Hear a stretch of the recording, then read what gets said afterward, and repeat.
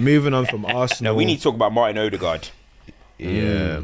We can't slide over Odegaard. Come on, man. The We all actually fans of Odegaard. What about you? You're not. I'm sure you kind of. I remember you were doubting him back in the day. Yeah, and then I remember last year I was like, you know what, he's kind of secured his spot. But then this season I felt like when he came back after the injury, you saw the difference he can make to the side in terms of the positive. But I feel like since Saka's gone down, you saw when he was out, Saka still carried that mantle in terms of creativity, goals, and I think that expectation of goals on Odegaard is never there, despite him maybe 2 seasons ago, what was it, 15 league goals he had or whatever. He's been poor for a while now, not just this game as well, for the past couple of weeks, and it's almost like one of those performances where you look busy but you're not really doing anything. And I think Arsenal fans will be very annoyed with it because you're looking at him as one of your best players in the team, and I think you always look to your best players both in the good moments and in the tough moments, and he has not been able to step up in the past couple of weeks. My thing at the moment is I try to look at both sides now, and I agree. I don't think Odegaard's been at the level, one, that I believe him to be a player of, but two, what the team need him to be as well. I think when you're one of those sort of creative players, even if you're not performing well, you're hoping for a moment of magic because that's what you are, especially as the captain, and he's shown at times before he can do that. But when you also look at Odegaard, there was a moment in time where Arsenal fans always had questions about his top game performances, and now that's spread out to sort of across everything. And he looks like a player that's tired and spent. That's one part of it. But he also looks like a player that's just not able to have that spark. You look at him and you're like, bruh, this is not a creative maestro, which is worrying. To what you're saying about Arteta and sort of the way they're playing, you could maybe make the argument about the way they're playing stifles that creativity because it's go to the left, go to the right. But at the same time, I expect big players to grab the game by the scruff of the neck and try and make something happen. And I think that's why it's a bit harsh. I'm not seeing that. I'm not seeing the quality. I think Odegaard, like, the expectation, the reality from Odegaard is different, innit? Like, and I got to say again, because we were all there, people.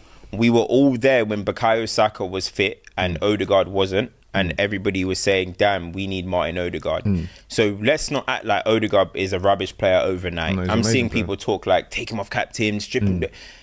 Odegaard is a good player, is a very good player, right? But the expectation of him right now without Bukayo Saka there is come and be our match winner. Odegaard's not really like, the only time he was really that match winner was that 22-23 season, scored 15 open play goals, whatever. But he's never really been that player. He's been a player that's in the team, make it tick. And some will say that it's hiding and stuff. I saw a clip of him running, he ran away, whatever, which I'm going to speak on. But I think the expectation, what people want him to be right now, while Saka's away, is a Bruno Fernandes. He's not a Bruno Fernandes. He's not got that level of creativity. He's not got that X factor. He hasn't got that, what the hell is going on here? I'm going to shoot. He hasn't got that mentality. He keeps the game ticking. Safe. He tries to, he's safe. But the thing that I don't like about his safety, right, is it's not only necessarily about safety, is he lacks bravery in a lot of things that he does. And that's what I don't like. You see like that run, for example, that's going viral. Only reason he didn't want to make that run is because of fear of getting caught. Yes. You see people like Juan Mata, you see people like David Silva, they were often at times hit with that they're too safe. But one thing about them is they were still brave in their actions in terms of, I'm going to try and dink that ball over the top. I'm going to try and dribble if I need to dribble. Even if Mata started losing his legs, he's still trying to dribble.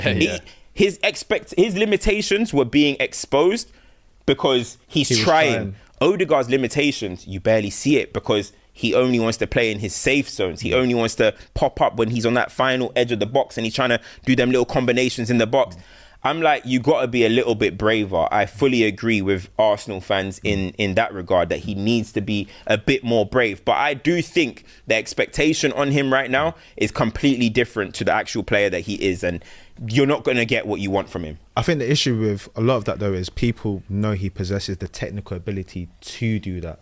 So I understand the Bruno Fernandes point, but people look at Odegaard and they'll see what he does on the ball. They'll see what he's done throughout his career. Even if you look at specifically Sociedad, you can tell there's a technical gifted player that offensively can offer you something. So again, maybe it is a bravery thing, but especially when it's your captain as well, though. But this is where they always say the game is not just about technical ability, and why it's not just a pure eye test, bro. It's about gusto. It's about having balls. It's about being brave. It's about the mental side of the game as well, and that's where maybe you could say a player like a Bruno has that little bit more mental grit to be like, you know what, I'm going to take the game by the scruff of the neck. I'm going to try these things that I might get cooked for, but if it comes off, it's going to turn out well.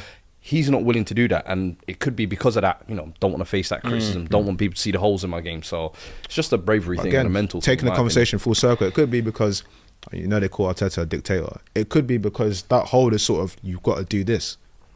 There's definitely it's a byproduct. There's definitely an element of that. A byproduct, as you said, of the system that they play. I feel like Arteta, he even said it after the game.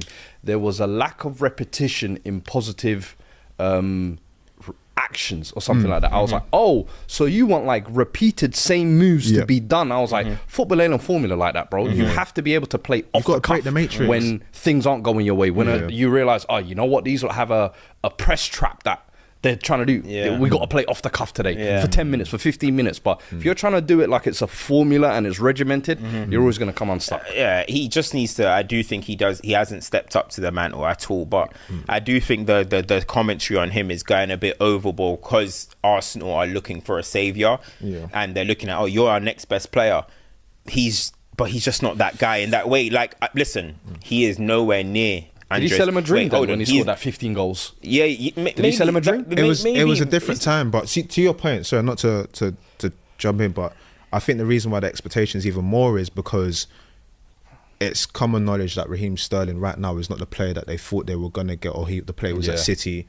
You're looking at your forwards and it's just Trossard, and when the chips are down, it's highlighted even more. So it's like, you're the most technical player we have. You have to give us something, and I think that's why the expectation it's even more through the roof. You got to be at a certain, or maybe because of the level that he was put on. But you've got to be at a certain level where, if somebody asks something completely different to what you're used to, you're still able to do that. Let's say Salah last season, he started playing playmaking a little bit more because that's what he was required to do. But he's good enough to do that. You know what I mean? Like, he's an elite football player. He's the elite player. You look at Rooney, he might be asked to do something completely different. But he's elite. But Bernardo Silva, but maybe right, sometimes exactly. But maybe Odegaard hasn't got that level where it's like, okay, you're the team ticker now. Oh, Saka's gone. Be the match winner. He just doesn't have that to go there. He doesn't, or do you reckon he's struggling? I don't know, because listen, there's top players that we've seen in the history of football. Let's say Iniesta. If you told Iniesta, you have to be our match winner week in, week out. I'm not saying Odegaard's Iniesta level. You don't know what you would have got from Iniesta. Iniesta's never been that player. Iniesta's ticking, he's dribbling, but he's never been that every week I'm going to match win for you. We've never seen that. No, of course. When you need me. No, of course. You need a match winner. Of course. I can do that as well. But week in, week out. It's that ability to tap into it. Week in, week out. Maybe week in, week out. You never know. David Silva wasn't like that. These guys weren't like that. To your point, though, to summarise with Arsenal, that's why the Champions League is going to be super interesting. I don't think they've got an easy tie, even though people are thinking of the next round. PSV.